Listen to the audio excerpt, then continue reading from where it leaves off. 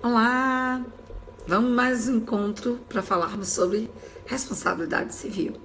E continuando naquela perspectiva de exaurirmos a abordagem de todos os elementos de uma responsabilidade civil extracontratual, no vídeo anterior tratamos sobre a conduta no aspecto culpa e hoje trataremos da nexo de causalidade. Pois bem, o nexo causal é o elo, é o vínculo entre a conduta e o dano. Quando a gente pensa em nexo causal, a gente não pode perder de vista que existe um limite para a responsabilidade civil. Então, a gente poderia definir nexo causal como sendo o vínculo entre o prejuízo e a conduta. Isso é nexo causal. É necessário a gente averiguar se foi aquela conduta que causou aquele prejuízo. E aí a gente faz uma observação. Antes da gente se preocupar em aferir se houve culpa ou não, a primeira atitude que a gente tem que ter quando a gente fala de responsabilidade civil e a gente quer verificar se há ou não responsabilidade, a gente tem que saber se há configuração de um nexo causal. Existem algumas teorias para a gente discutir a existência ou não do nexo causal.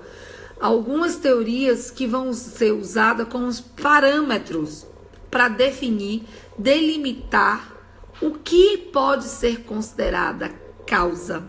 E aí, meus amores, causa é tudo aquilo que pode ter influenciado para o resultado. Então, a primeira teoria é a teoria da equivalência dos antecedentes ou teoria da conditio sine qua non. E essa teoria exige da gente uma atividade cerebral, um raciocínio lógico. Como assim? A gente cria uma cadeia de causas e a gente mentalmente exclui uma das causas. Se a exclusão mental de uma dessas causas impedir que a consequência ocorra, então aquela causa vai ser considerada causa, nexo causal, conduta que vai interferir naquele resultado. Se a gente, os criminalistas de plantão, a luz está, como dizem as blogueiras, está explodindo no meu rosto, né? Como dizem os criminalistas de plantão, lá no direito penal, no artigo 13, Código Penal, não é muito minha área, a teoria adotada é a teoria da conditio sine qua non, que estabelece que se você tem que analisar se uma conduta influenciou ou não naquele resultado. E a gente faz isso através de um raciocínio mental, numa equação mental.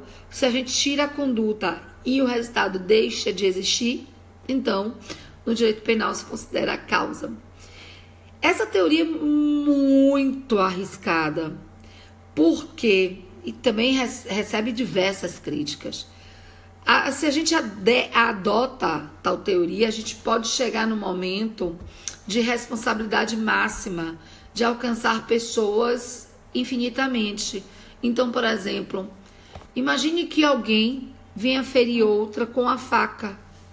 Ora, se o lojista não tivesse posto a faca para ser vendida, eu não teria comprado a faca. O lojista não teria adquirido a faca para ser comercializada se ela não tivesse sido fabricada. Perceba que a gente poderia, num raciocínio de retroatividade, gerar uma causalidade infinita. E não é isso que a gente pretende quando a gente fala de responsabilidade civil. Nesse sentido, surge a segunda teoria, que é a teoria da causalidade adequada. Vixe, os nomes das teorias vão exercitar a nossa língua, né? Causalidade adequada. Para ter essa teoria, se defende que nem todas as condições, nem todas as condutas serão consideradas como causa. Somente aquelas que o senso comum considerar idônea, decisiva para aquele resultado. Então, por exemplo, há um carro que é fechado por outro, que capota vindo atropelar um transuente. Alguém fica preso ilicitamente no aeroporto, perde o voo, que chega bem no seu destino, mas por ter chegado atrasado, pega um táxi que não precisaria ter pego e se envolve num acidente. A questão é, essa condição, isoladamente, seria adequada para produzir aquele resultado? É mais ponderada do que a teoria da causalidade da sine qua non. A gente, no entanto, fica submetido ao exercício de um juízo de probabilidade feito subjetivamente por cada pessoa, o que gera uma insegurança jurídica. Então, essa também é uma fragilidade dessa teoria.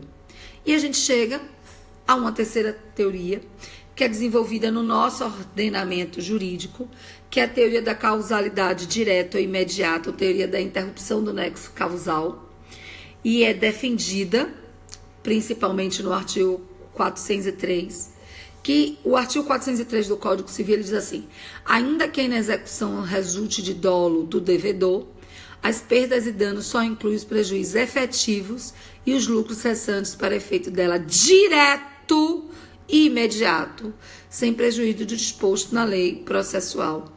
Então, nessa teoria, a gente só vai pensar na existência de um nexo causal, o vínculo que necessariamente produza diretamente aquele resultado. De onde a gente, de cara, estabelece que, em virtude da teoria da causalidade direta e imediata adotada pelo ordenamento brasileiro, a gente exclui a possibilidade de indenização por danos ricochete ou danos reflexos. Só respondo pelos danos que a minha conduta diretamente tiver causado. Então, fiquem ligados, ó, atividade. Pois bem, ainda dentro de nexo de causalidade, a gente tem o problema, que não é bem um problema, mas a situação da análise das concausas. O que é que são as concausas? As concausas são causas que ocorrem conjuntamente. E aí podem existir a multiplicidade, a soma de causas que influenciam naquele resultado.